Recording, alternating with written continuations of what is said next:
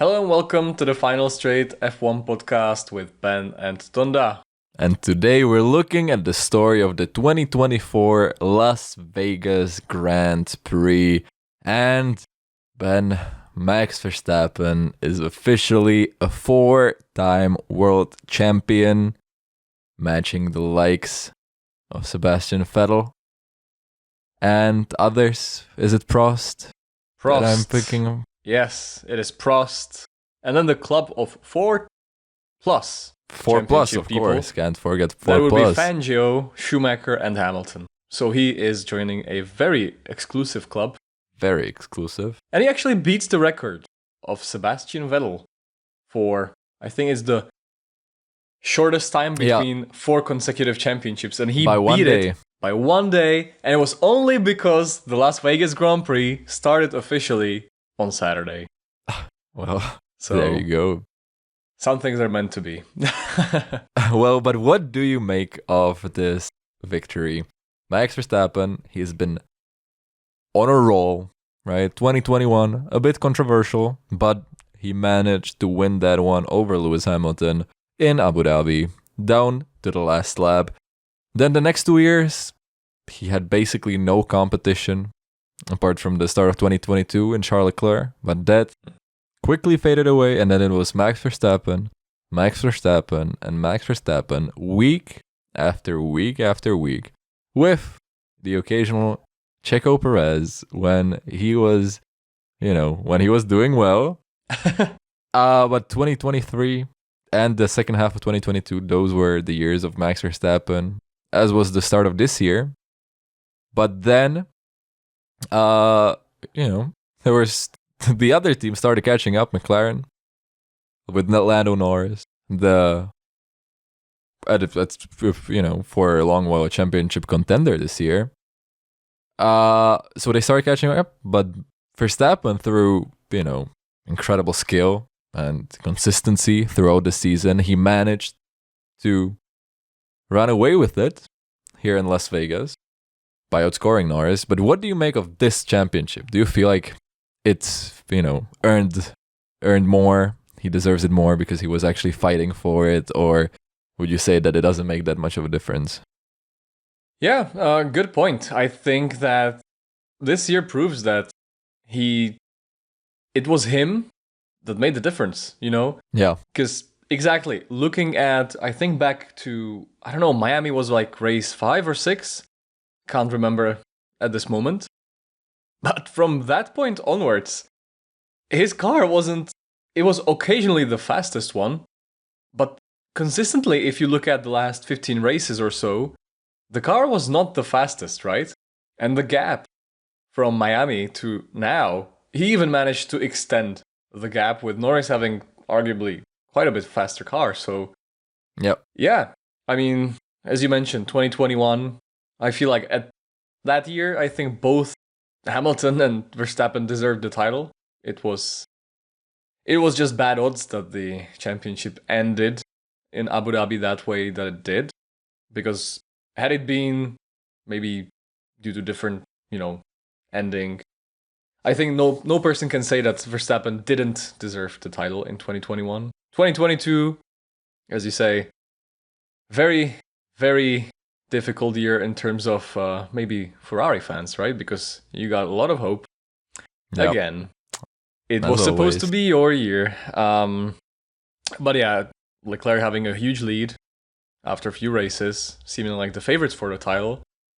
But then Red Bull put it all together and ended up being the fastest, dominating, absolutely smashing everyone in 2023 with a brutal way, where Perez was only able to win 2 races in, the first 5 races. And then it was the Dutch and Austrian national anthem just on repeat until Carlos Sainz won in Singapore.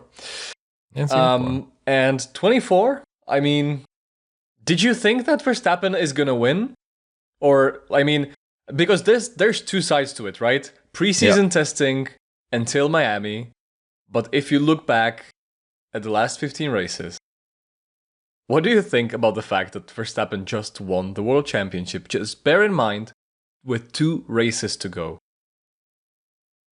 Well, it's it's hard to come up with something new now. I mean, in the sense of that we've been covering this season since the very beginning almost, right? So we've been on record making a lot of statements about the championship. So I'm probably gonna go say something that's going against myself right now. But I am I surprised? Well, obviously at the start of the year, we all remember we thought this is a repeat of 2023, right? Bahrain, Saudi Arabia.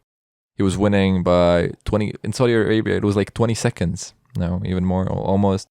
And we're like, okay, well, we're in for another year of the Max Verstappen dominance. But then I feel like after Miami and after everything that happened with McLaren rising up and Mercedes right before the summer break, I thought it was anyone's game at that point. I mean, Verstappen still had a comfortable lead, but I at some points I'm sure I was convinced that with the way McLaren were looking, with their pace and Lando winning, what was it? Also like 20 seconds, even more in Zandvoort or whatever. That I was convinced that he's gonna win it. There was definitely a point in the season where I thought Lando Norris has it in the bag, but I mean, as we've talked about many times on this podcast this year, McLaren they've not been. I don't think they were expecting to fight at the top this year, or maybe they were. Though you're always hoping, right? But they're not used to it, right? They're under all that pressure that came from Lando suddenly being a championship contender. They made a lot of mistakes.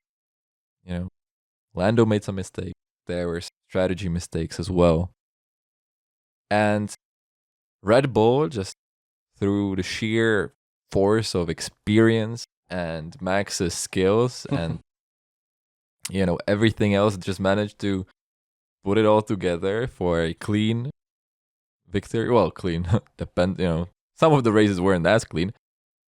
But I think there were definitely. I'm not surprised that he won, but there were definitely points during the year when I thought somebody else, probably Lando Norris, would have won instead. Yeah, exactly. I mean, let's just I think that McLaren wasn't ready for the World Championship, right? Yeah. Because let's bear in mind, neither of their drivers, Piastri or Norris, have won a race prior to the season. So I think it is mentally very difficult, right? Like to just prepare yourself before even, Norris having to prove himself, maybe to himself mostly, because he's lost out on a few opportunities, right? He's been beaten in 2021 by Ricciardo in Monza that could have been his first win. Sochi 2021, same thing, could have been his first win, but odds were just like that. It didn't happen. And this year there were certainly many mistakes, and not only from the team because of the position where you don't have a clear number 2 driver, because Piastri, from the way he's driving, I think overall for the season he's proved himself that he's not a number 2 driver to any team. And it was hard to manage for McLaren and perhaps for Lando as well, right? Because his race starts are something that needs to be studied this season, because out of all his pole positions, the only one that was converted into a lap 1 lead essentially was Singapore, right? Yeah.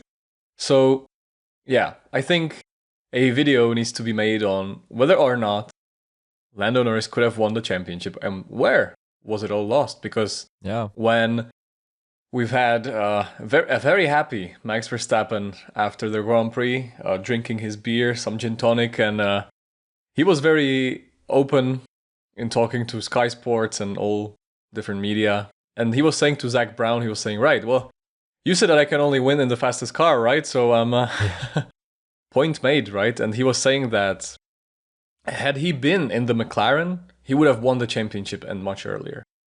To which Lando Norris said, no way, because nobody ever has just came back from such a deficit that I have.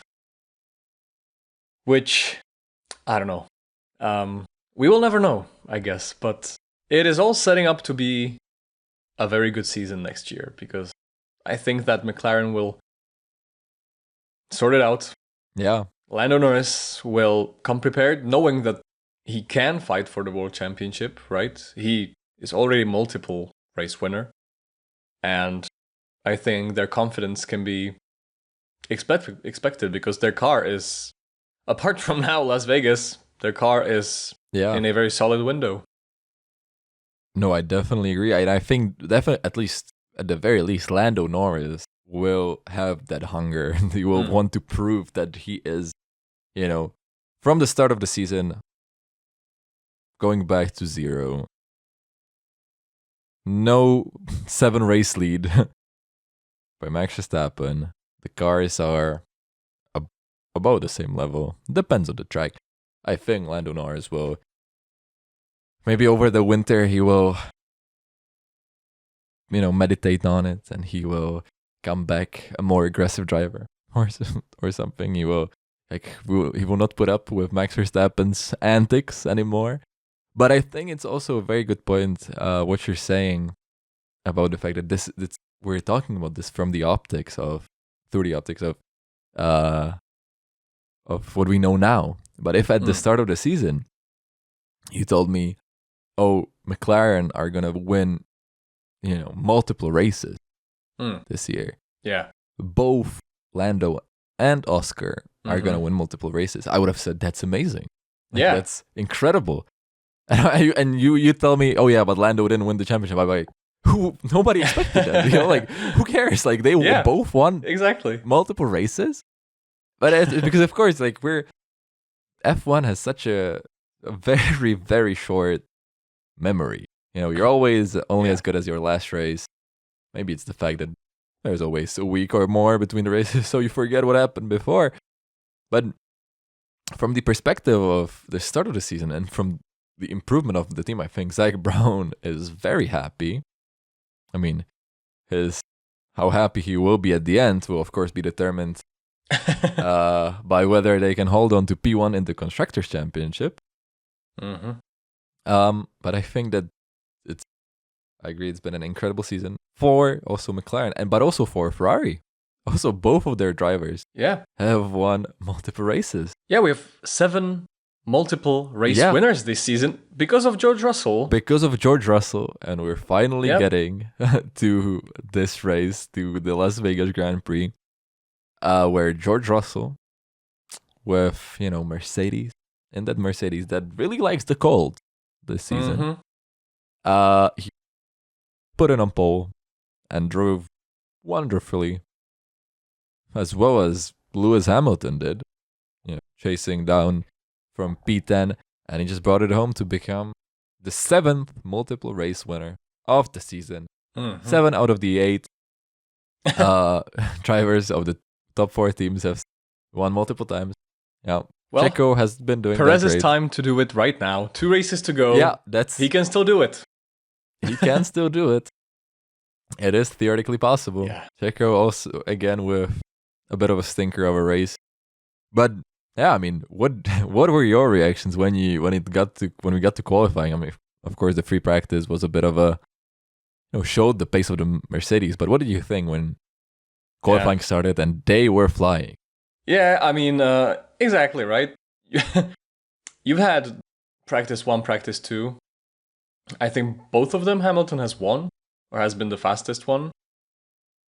Either way, the Mercedes, I know they have been the fastest in all free practice sessions, right? So I wasn't getting my hopes up because I know how it works with this Mercedes diva. And mainly in the hands of Lewis Hamilton, who, seems like has a very narrow window that it makes the car feel good to him. But starting qualifying, God, they had a lot of pace, so I was very hopeful. But coming into Q3, it was very difficult to watch because the pace, it was there, right? Russell on pole, right? He was on pole ahead of Sainz, who, by the way, has done an incredible job in the qualifying because he was, I think, less than a tenth Yeah. behind Russell. But it looked like Hamilton had more pace than Russell the whole weekend. And he just couldn't put the lap together, right? He outbraked himself when it mattered into the, I think, was it like a penultimate corner? Or, yeah, it was like one of the leading corners that just lead to the straight. And the second lap, lost the back end of the car. I haven't seen Hamilton doing this in a long time when the car was actually good.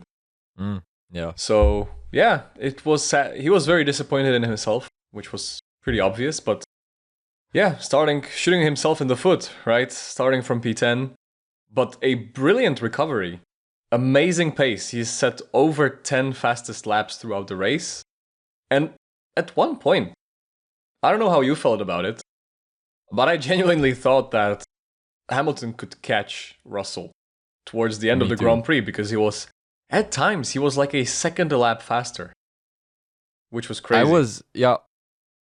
I mean, in the last, there were like 15 laps left, and he was 7 seconds behind, but he was gaining quite a lot.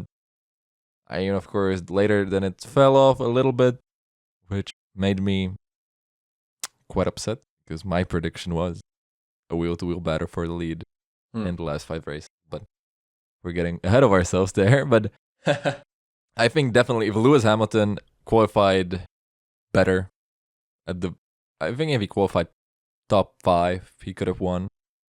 I mean, and he definitely had the pace to be on the front row, which then I'm pretty sure he would have won. I mean, not to discount George Russell, he drove really, really well. But Hamilton was during the race, he was just on fire. Yeah. Even though the strategy didn't work in his favor all the time, and he ended up in some traffic, he cleared it. He managed to get into podium place, and then he was just trying to chase George down. Of course, these two have had some fights, right? We remember, where was it, Qatar last year? Yeah. Where unfortunately they touched in the first corner and Hamilton went off the track. But overall, they've had a good relationship, I would say. I agree. So, and now we have the last 2 races of them as teammates. Same goes for the Ferrari boys, as Lewis Hamilton is joining Ferrari next year, replacing Carlos Sainz, who's going to Williams, and being replaced by Andrea Kimi Antonelli. And I think, this Ferrari, they weren't at the top of their game this weekend. And also, Leclerc might be happy now about Hamilton replacing Sainz. After slight incident, right, we saw with some team orders. Yeah, we definitely saw an interesting weekend again from Ferrari. Yeah. We had a lot of expectation of Ferrari, right? Because Ferrari last year was pretty quick around Vegas. And they have been good on the top speed as well. And it proved again this Grand Prix. You could see that Hamilton was overtaking everyone. But when it came to the Ferraris, you could just see that even though he had his DRS open, he was like, 9 kilometers an hour? Quicker than Sainz or Leclerc in front of him. And he just couldn't catch and overtake the Ferraris. So I also think, just before I get to the Ferraris, I think that the weekend or the race could have evolved so much differently if Leclerc actually stuck the move on Russell. Yeah. That was because he was so close. Like he again, Charles loves starting 4th this season. And he went by both Gasly. Oh yeah, we even forgot to mention Gasly in P3 qualified. True. After that incredible weekend in Brazil a few weeks ago, he qualified P3 somehow. But Leclerc managed to get came out of nowhere. Leclerc managed to get in front of both of them, him and Sainz. So, and then I thought that he would get in front of Russell as well, and he was catching him. He was so close. He had DRS, but then just couldn't stick the move, and he just burned through his tires. and he was falling off so much, which really helped Russell. Yeah. And that, I think, really made the race there. I agree. Yeah, because I don't think that Russell would be able to really overtake Leclerc, or I don't see it, because it's the same power unit, right? I think Russell and Hamilton had similar wings in terms of the setup. Maybe Russell slightly quicker on the straight, but marginally. And you could see how difficult it was to overtake the Ferrari. So I think that Leclerc would be he would just kind of park the bus, and then that would be game on, because otherwise I think his second stint, it just made his race pretty much, because he didn't even have to push. He could just manage after that. Exactly. And the Ferrari just burned through those mediums like insanely quick, right? Yeah. I mean, it was crazy. It kind of stabilized once they got on the hards. Yeah. And they had, decent pace. But then there was that weird incident where Sainz was told to pit, and then he was trying to defend Hamilton. Yeah. And he wanted to go in, but they just weren't ready. Like, they didn't have the tires ready. By the way, same thing happened to Ocon, who went into the pits. They weren't ready, so he just got to go through the pits, costing him so much time. And Stroll's radio wasn't even working. Yeah, since lap 1. So, I mean, we make fun of him sometimes, but damn. Having your radio not work at all during a race, then you just, what do you even do? You just you just chill out, I guess, because you've got nothing to do. But yeah, but as you touched upon Ferrari, go on with Sainz just went. It seemed like he didn't even. At the first, just looking at it, you just thought like, okay, he didn't make the pit entry, or he just came in too fast, or what happened, right? Because it was right at the latest moment possible that he just went around the corner and didn't go to the pits. And Hamilton was able to undercut. But then, as you mentioned previously, there was this little incident between Charles and Carlos. The C-squared, as the Ferrari PR team likes to call them. Well, yeah. Sainz, it's, again, a bit controversial. The Italian streets are saying that Sainz is a cheater, and we should it's good that they are getting rid of him.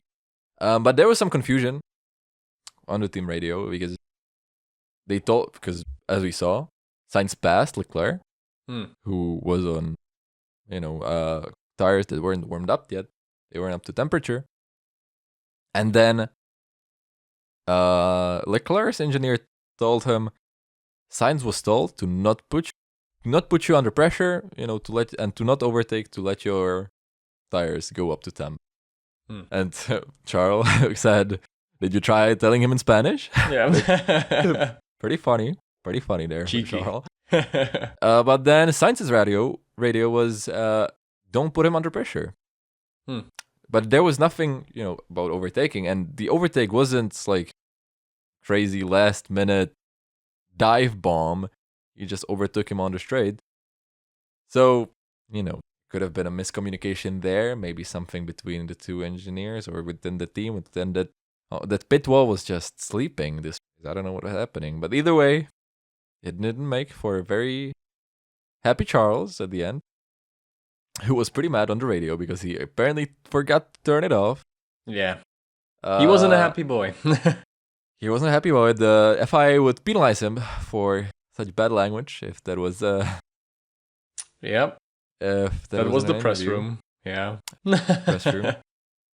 But I mean, these two have had their fights before, but they ultimately do want to win this championship together. They want to win the constructors, which is also what it would have helped if they managed to get in front of the Mercedes cars, but they are catching up to McLaren. Question is it fast?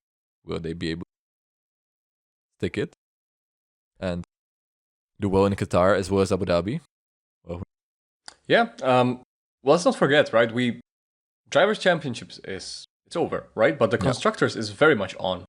Yeah. And technically speaking, you've got the first 3 teams that could fight it out. Most realistically, it would be McLaren and Ferrari. And yeah, just, I don't know, McLaren had kind of a stinker in the Las Vegas where they were pretty much nowhere. They were just on their own, right? Speaking of qualifying and speaking of the race as well, because it just seemed like the McLaren was absolutely nowhere. Yeah. So, yeah. But Qatar, it probably should be a different story, right? Because Qatar last year, they were pretty quick. They just didn't put their quali laps together. And let's not forget, last year was the first time that Oscar Piastri won his, sprint race. True. And we know that Ferrari's weakness is in the high-speed corners, which Qatar is a high downforce, high-speed track. So I don't know. I think it's going to be very difficult for Ferrari to catch up. However, Abu Dhabi should be quite a bit better. It really much depends on the others as well, because if Ferrari finish, let's say 1-2, right, in every race, which probably won't be the case, and McLaren finishes 3-4, I think they're good to go, right? They can win the championship still. And, I mean, McLaren will win. But if it happens for some reason that you got a double DNF on either side, yeah, there is a huge swing, right? So Qatar will be a very defining one. They've got rid of the very abrasive curbs that forced us last year into the very strange rule of, I think it was like 17 laps on per stint, where you had to change your tires. So the drivers had to push pretty much flat out. And then you could see drivers fainting. I think it was Logan Sargent who was actually fainting. Yeah. He was actually fainting in the car while driving. He retired the car because he was, logical. Yeah. It was an insane Grand Prix, speaking of that. And we'll see if they can still win the championship. 24, I think around 24, 30 points between the two of them. Sainz crashing with Perez in the last few laps of Baku didn't help at all. But it was, again, I've said this a few times, on this podcast before, but it's actually refreshing because no matter who wins, it's someone who hasn't won in at least 10 years. It's McLaren and Ferrari battling it out like the old days. Red Bull, 3rd, Mercedes, 4th. Finally, it's not Red Bull or Mercedes like we've seen since the early 2010s. And you want to know the funny thing about the actual constructor champion fight? Please. You've got Andrea Stella, who is in McLaren fighting for the World Championship, right? Yep. And the last time that Ferrari has won constructors, which was in 2008. Yeah. Andrea Stella was still in Ferrari in a very significant position, so... Wow. So maybe Andrea Stella is the key to success for either of those teams. But maybe Andrea Stella. Well, we'll keep an eye out on where he goes next. Yeah. To see what team. Williams could be Williams. No, but James Vowles has it under control. Or, as we saw in the qualifying session, the drivers don't always have it under control. Franco Colapinto unfortunately binned it again. Yeah. You mentioned Logan Sargent, Franco Colapinto, his successor, both literally and, as we're seeing, spiritually, in terms of binning it. I mean, yes, he's a rookie. And as we've said here, we're fans. He's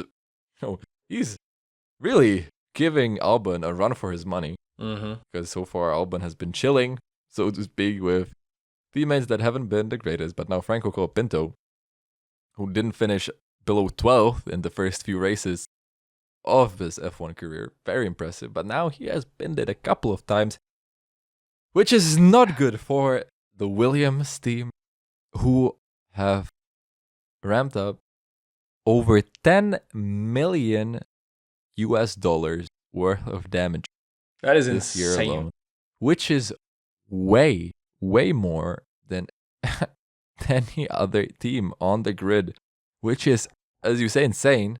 Is ironically, of course, they're one of the poorest teams on the grid.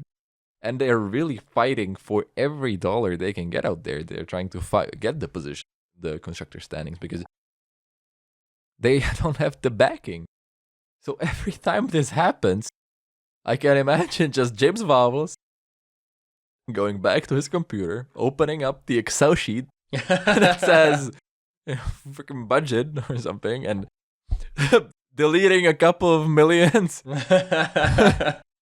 And then having to redo the whole thing again because they're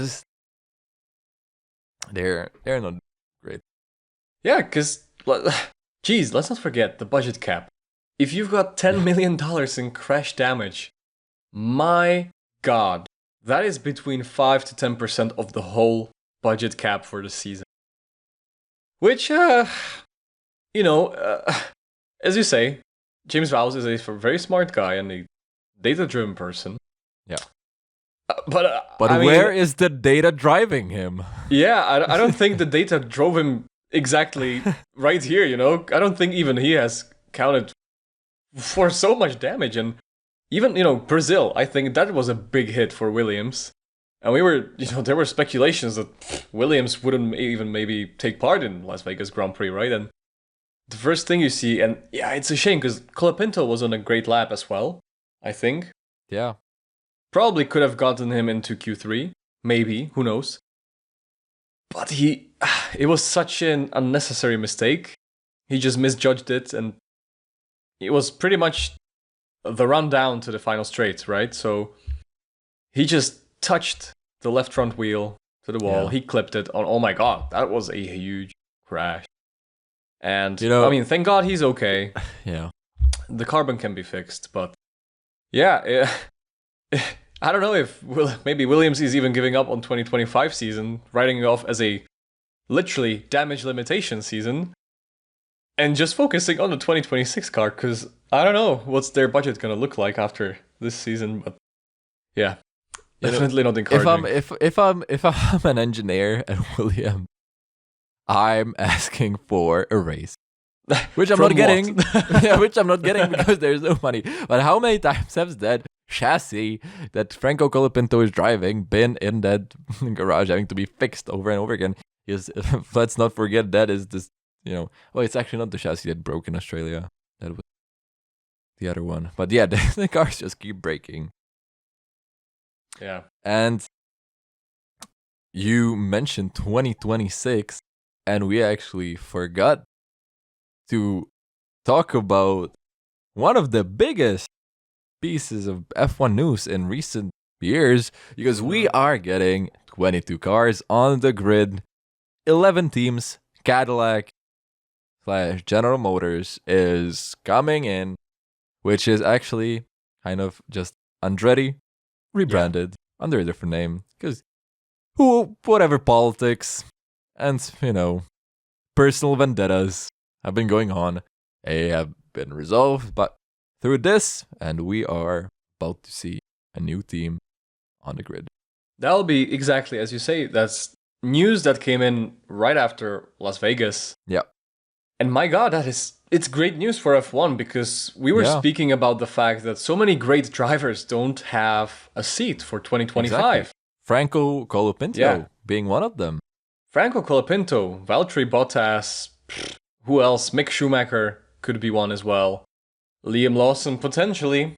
Who knows? Maybe Ricardo. Mick Schumacher, yeah. Maybe Sebastian Vettel. No. Maybe there's many candidates, right, that could go and take that seat. But it's great news because we just got more seats available for drivers to really showcase their talent, right? And that's really good.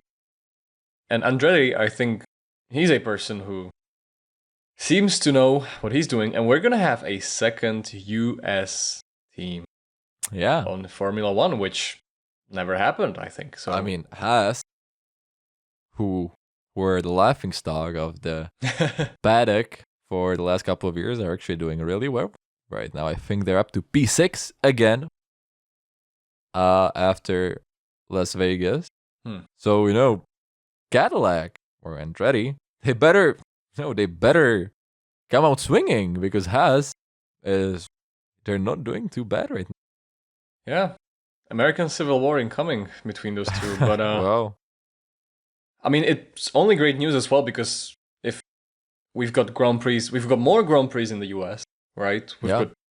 Usually we had the COTA GP in Austin, Texas.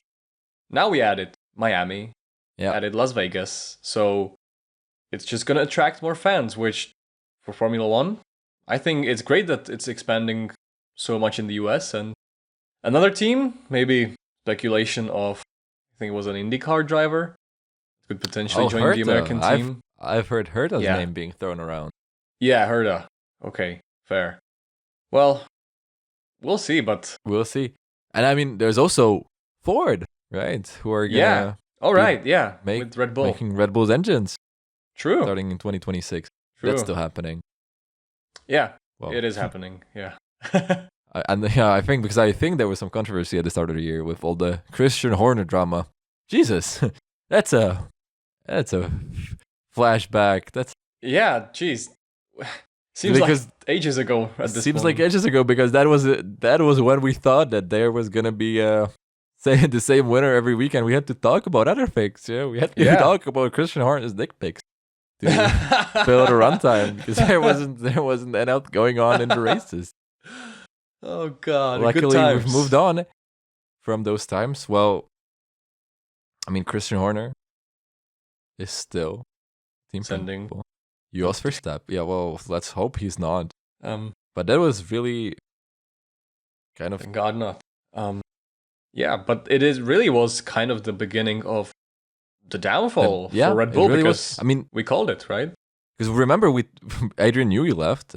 Yeah, and then they had the one bad race, and we were joking, well, is this Red Bull's downfall? But then they actually fell off, and I think definitely it couldn't have helped. You know, the atmosphere in the team, all these power plays, and I don't know, it's can't create a very good atmosphere in the team.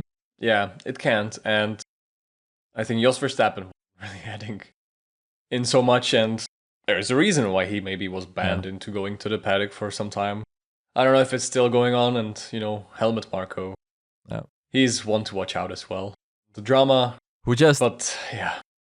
Helmut Marko, who always likes to stir the pot a little bit, has been on record now saying that we'll decide about Checo after the season ends. But right now he's driving as if he's driving for us next year. Which, that's, we hear you, Dr. Marko. We hear you. So, Perez's future might not be fully certain yet. Yeah, and he's not, like, I hate to do it again and time again, but let's talk about Perez, right? He finished P10 in the Las Vegas Grand Prix. Sure. Behind Yuki Tsunoda. Yuki Tsunoda P9, in the sister car, that no way in hell is quicker than the works team, you know, the Red Bull. But I've heard and I've read an interesting statistic, right? Another one. I was scrolling Twitter, X, whatever you want to call it. My God, I saw a great guy who said, here is a reason why Perez should stay in Red Bull. And there were a number of races that have passed since each of the drivers, you know, in F1 have beat their teammates. So how many races have passed since they last beat their teammate, right? The number that was the highest, apart from Perez, was Lance Stroll. And the number was 6. So 6 races ago, Lance Stroll has beaten Fernando Alonso. Guess what the number was for Sergio Perez? Because for other drivers, the average was between 0 and 3, right? Guess what it was for Sergio Perez? So the number of races. Yeah, how many? Like how many races ago was the last time that Perez has beaten Verstappen? In the race? Yes. Oof. Because I would have said Baku, where he qualified it. But 20. Yeah, well, it was over 40 races. 40 races. Yeah, geez, I read that it was around 43 races. I'm not like okay. That would pretty much equal to Saudi Arabia last year, more or less. I'd say. Or Baku last year. That would make sense. Baku last year. And that would make sense. That makes sense because this year we've already had 22 races. Yeah. And Baku was like race 5, race 4, maybe 3 in 2023. And yeah, I mean, first of all, shows great reliability of Red Bull. Consistency, yeah. But this is insane because I've also read another interesting post. I'm not entirely sure about the exact numbers, but over the last 6 races, Verstappen has apparently scored somewhere over 100 points, and Perez scored like 6 or 9. Which, doesn't take a genius to figure out that something is not really adding up, right? Because Verstappen just won with 2 races to go, the Drivers' Championship, and Red Bull is struggling in 3rd place in the Constructors' Championships, and Perez is in solid 8th place in the Drivers' Championship, yet to win a race this season. And bear in mind, the last time he won a race was actually Saudi Arabia 2023, which it's gonna be soon. It's gonna be 2 years ago. But yeah, well, it's what do you think? What do you make of the whole situation? Because I don't want to be too overly harsh on Perez because I mean he is by no means a bad driver. I still think he deserves to be an F1, but yeah, it's just not clicking for him for one reason or the other. So I mean, I think it would be also just interesting to see him in another team, how he would fare against somebody who's not one of the greatest drivers in the sport. But we've talked about this guy multiple times. I mean, obviously, if Red Bull wants to compete for the constructors next year, they have to replace Perez because this has been a thing for multiple years now. And yeah, as you say, for some reason it's just not clicking for him with this car. And it's sad, but that just happens. And drivers have lost their seat for way less. So I would not be at all surprised if come Bahrain 2025 we see a different lineup at the Red Bull Racing. But who do you put in the second seat? Because let's speak about Yuki Tsunoda a little bit, right? Because I think there was a little bit more spotlight on the potential of him going to Red Bull, because so far it has been, I don't know, fairly straightforward, because nobody really talked about Yuki going into the Red Bull. And now it was a nice interview where he said that he is destroying his teammates, which might be a bit of a stretch. But this weekend he did. Yeah, he beat Lawson, and I think he kind of destroyed him this race. It was the first time for Lawson on the Las Vegas Grand Prix and on this track, and we know the conditions are not easy because it's low grip, and maybe it takes some experience to really know what you're doing with the car, etc. But Yuki Tsunoda finished ahead of Perez. He finished 9th. He scored 2 points. He was in Q3. He did a brilliant race. He did. What more could he do? Like, he's doing the maximum that, I don't know, the car is capable of, it seems. So why not and try to put him in Red Bull? I think he definitely deserves it. I mean, Yuki has really grown as a driver. I think he entered the sport. He was known as being quite aggressive on the radio and being a bit inconsistent, making mistakes, but I Mm. feel he has really, really been doing great. I mean, of course, Lawson came in and he's not doing bad at all either. I mean, he's been fighting Mm. Perez like every single race since he came in. It's like they're mortal Very enemies true. now. I mean, the question is if Yuki is even interested in Red Bull Series. I mean, obviously, probably is, but because Honda is gonna be the supplier, the engine supplier for Aston Martin, right? So the question is Alonso staying? Is Lance Stroll gonna continue being the at Aston Martin forever? So, and I think that those are all things that need to be taken into consideration. But I do think that he probably at this point deserves it over Lawson. But I mean, deserve is a very vague thing in the Formula One. But I think I can definitely imagine Yuki there. But I can also imagine Liam Lawson there. Question is, yeah. also it's a possibility Red Bull might pull something insane. Carlos Sainz at Red Bull. Maybe. Could be. Who knows? But yeah. I mean, Red Bull is unpredictable, but yeah. Here's the thing. This might be a controversial take, but I think that Liam Lawson has more potential. Yeah. And in my eyes, he is a quicker driver than Yuki Tsunoda. That is, yeah. But there is a big but. I think that Yuki Tsunoda is more ready for the Red Bull seat than Liam Lawson is. Because we've already seen this a few times, right? We have seen Pierre Gasly going into the Red Bull fairly, I think it was after one season, in that time Toro Rosso, or two, not entirely sure. Yeah, it was two probably.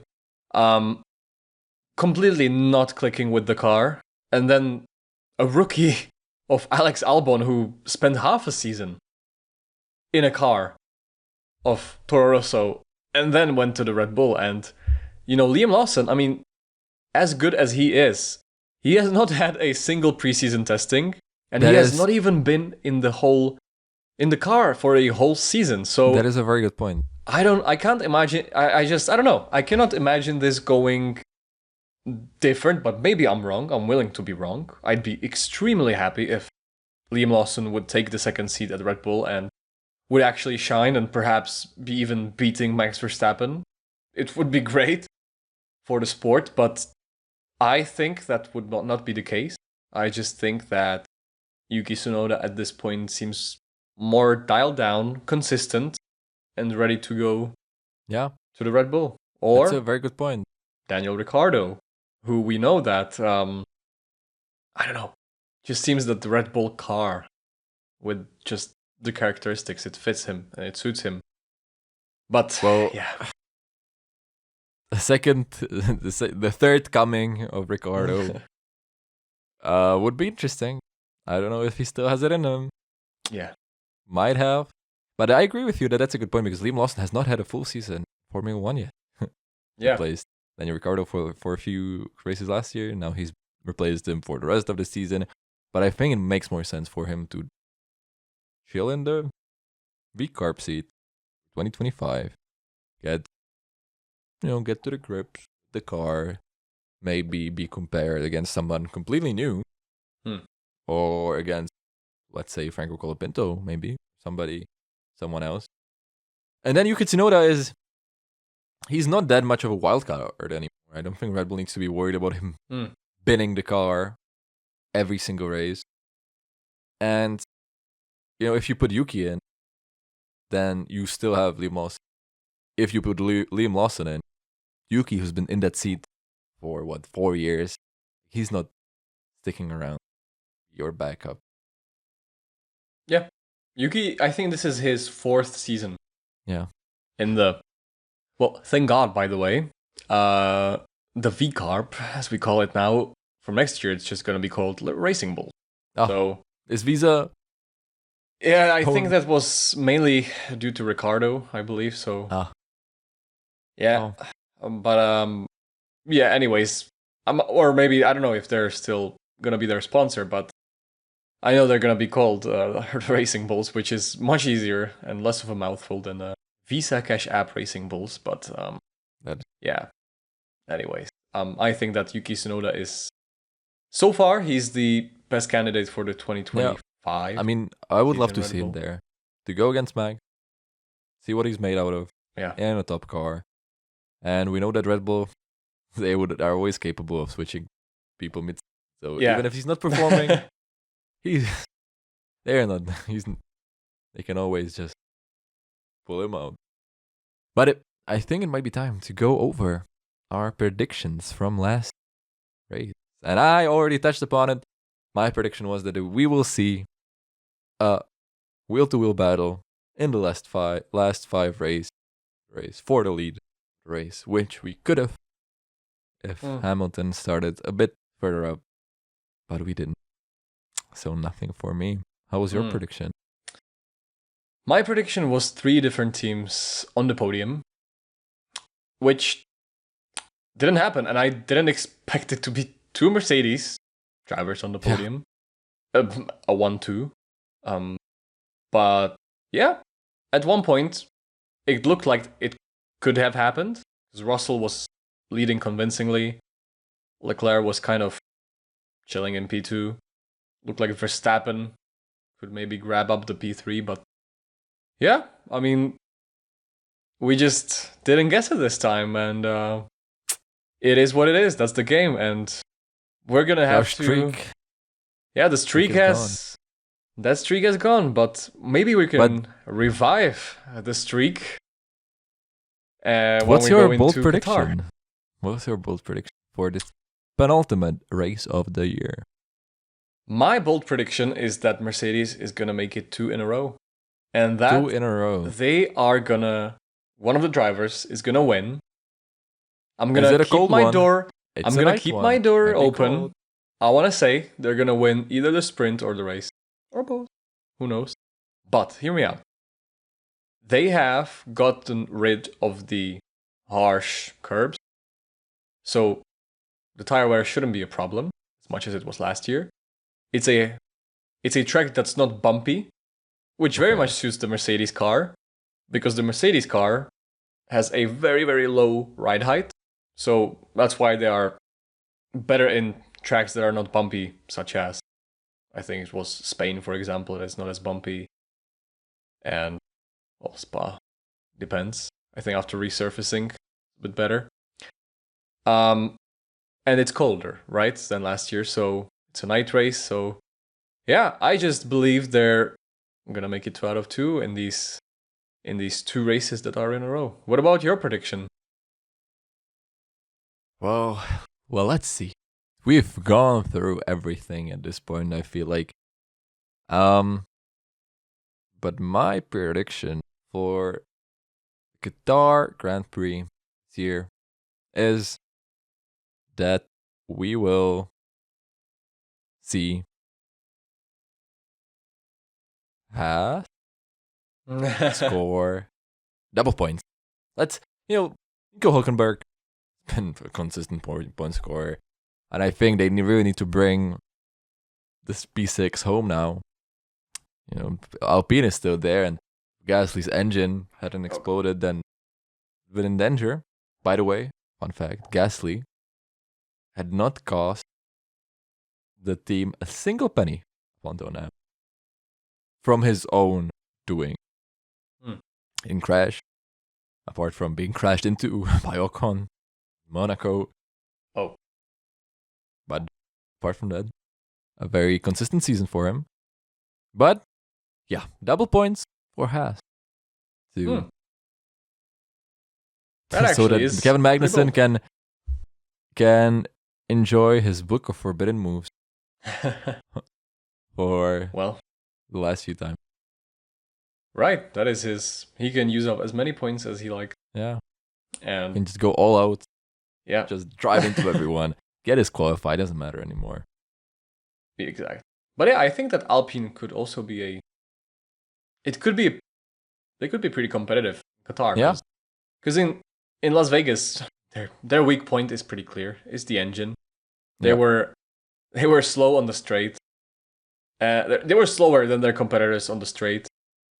Plus their engine just kaboom, right?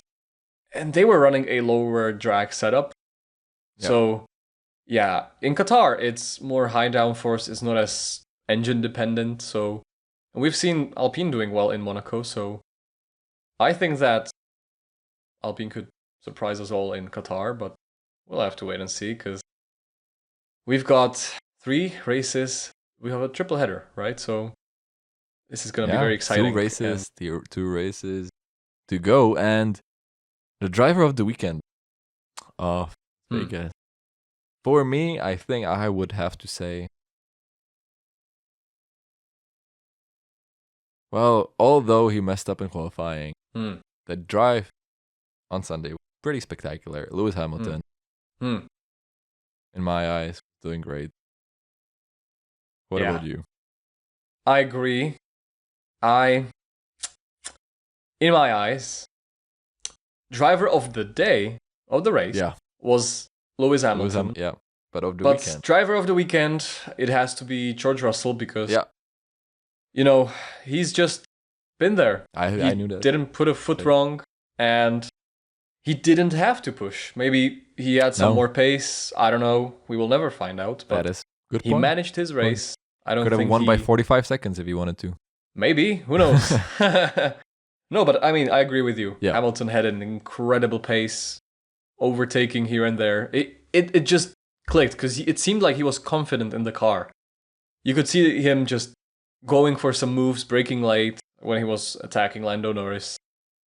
At one point, I was even afraid because there was like a nice camera, right? That's where you could see drivers from the distance braking to the corner.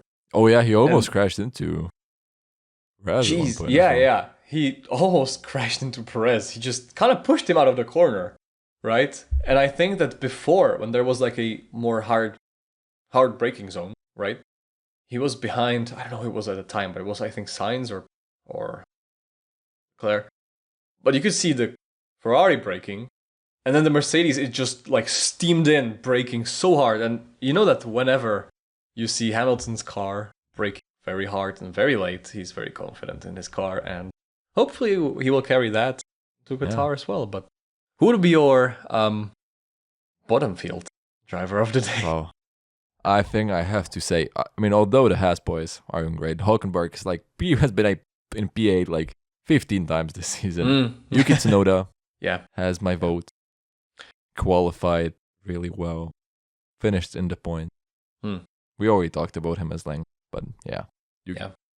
I'd have to agree. I mean, he has just pushed the maximum out of the car, out of himself.